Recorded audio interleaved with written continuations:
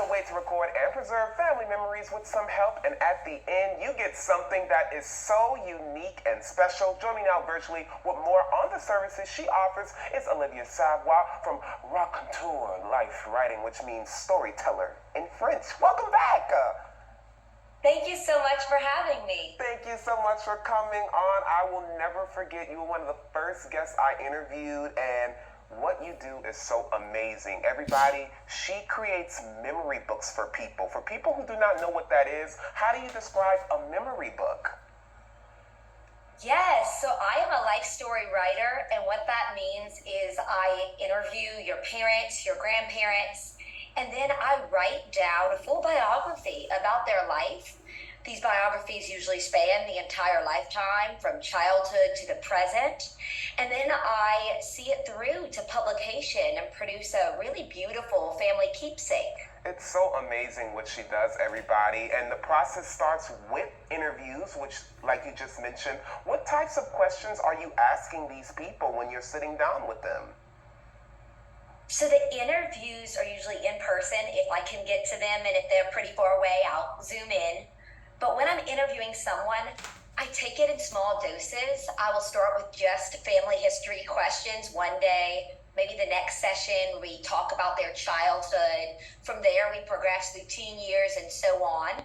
So when I'm interviewing them, I'm asking a lot of questions, pointed questions about their memories, but we're taking it slowly and one stage at a time.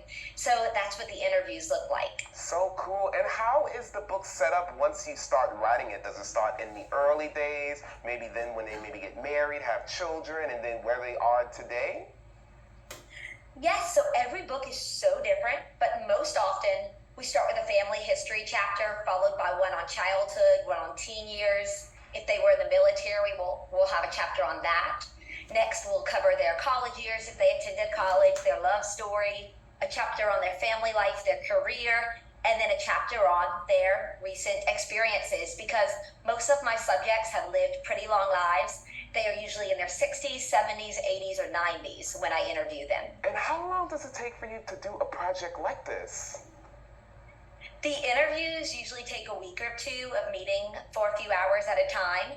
After that, I will spend several weeks writing, anywhere from 6 to 12 weeks, depending on the scope of the life storybook.